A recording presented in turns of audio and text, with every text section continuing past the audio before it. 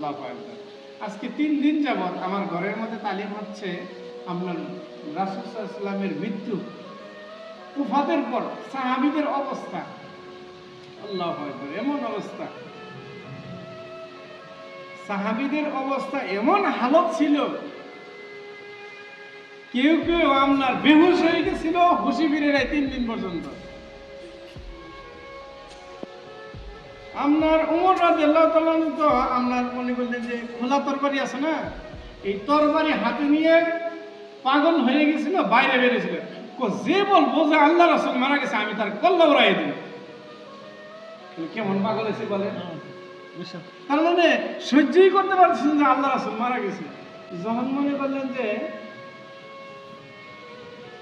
এই অবস্থা দেখলেন হযরত আবু বকর, উনিও তো গারগর ছাড়া, তখন উনি চিন্তা করলেন, আল্লাহ তাআলা ওনাকে একটা বুঝ দিলেন যে উমর যেভাবে পাগলামি করতেছে, একে যদি না থামানো হয় তাহলে তো একটা অঘটন ঘটে যাবে।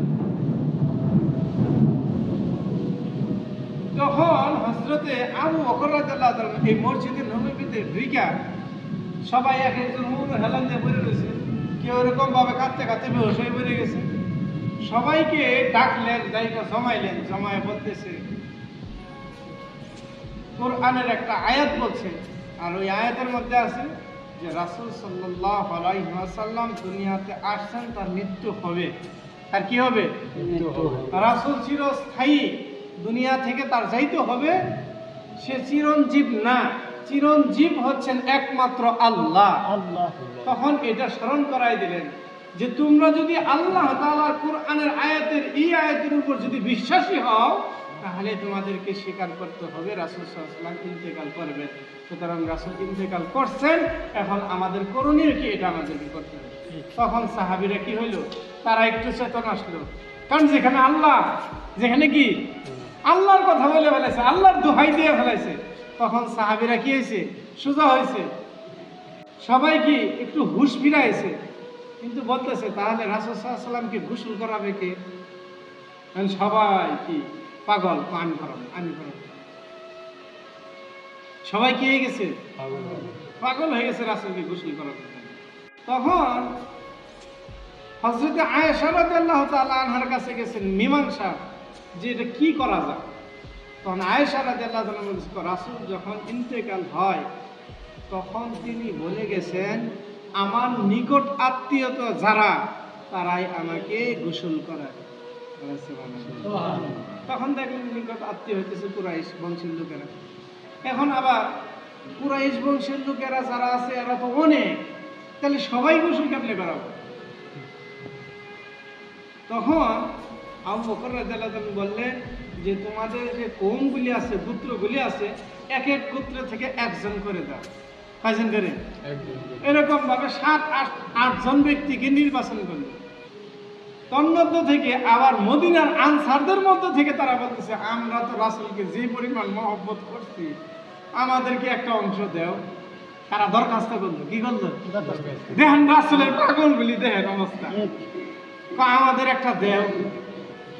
আমরা তো রাসূলের জন্য নিজের সর্বস্ব, টাকা পয়সা, ধন সম্পদ যা আছে সব তো দিয়ে দিছি, আমাদেরকে একটা দিবা না? তখন সাহাবীরা বলল, ঠিক আছে, তাহলে তোমাদের আনসারদের পক্ষ থেকে একজনকে দাও। তখন আনসারদের পক্ষ থেকে এক ব্যক্তিকে দেওয়া হইল। উনি কি পানি আনি, বুঝতে পারছে? তারপরেও শান্তি। বলতেছে রাসূলকে যখন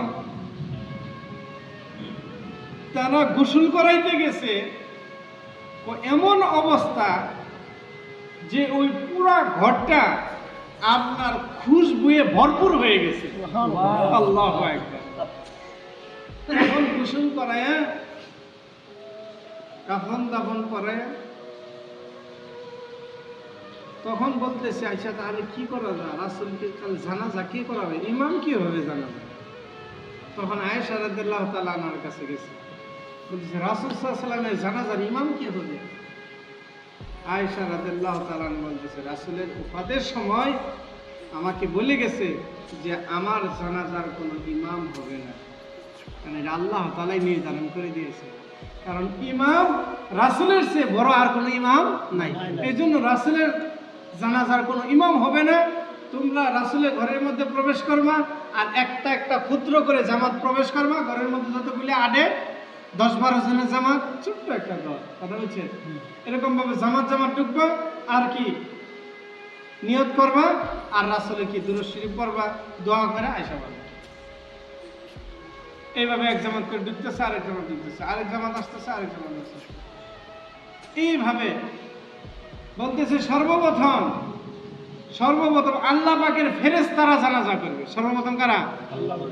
আল্লাহ পাকের ফেরেশতারা, তারপর হচ্ছে এই যে আমার সাহাবীরা, তারপর আমার নিকট আত্মীয়রা, তারপর হচ্ছে মদিনাবাসীরা, তারপর এইভাবে পর্যায়ক্রমে দূর দূরান্ত থেকে যত মানুষ আছে সবাই আয়েশা রাসূলের কি এই জানাজা করবে। এই অবস্থা হয়েছিল। তখন আপনার এক পর্যায়ে যখন রাসূল সাল্লাল্লাহু আলাইহি ওয়াসাল্লাম ইন্তেকাল করলেন, এক পর্যায়ে এই অবস্থা হয়ে গেছিল, আপনার সাহাবীদের মধ্যে মানুষ সহ্যই করতে পারতো না। যেদিন রাসূল ইন্তেকাল হয়ে গেছে ওই দিন ফজরের সময় বেলাল রাদিয়াল্লাহু তাআলা আযান দিতেছে। কি দিতেছে?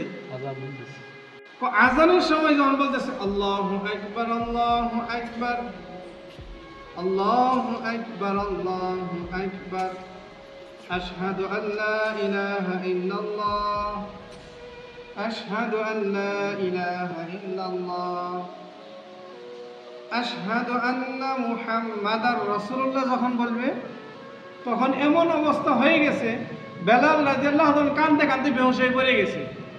আর যখন আশহাদু আন্না মুহাম্মাদার রাসূলুল্লাহ বলছে তখন ওই মদিনার মধ্যে এমন অবস্থা সৃষ্টি হয়েছে, সমস্ত নারী পুরুষ চিৎকারে আপনার কি হয়ে শুরু হয়ে গেছে, একবার কান্নার আওয়াজ শুরু হয়ে গেছে। যখন বলছে আশহাদু আন্না মুহাম্মাদার রাসূলুল্লাহ, শেষ তো নবী, আর তো এই নবীকে দেখতে পারবো না।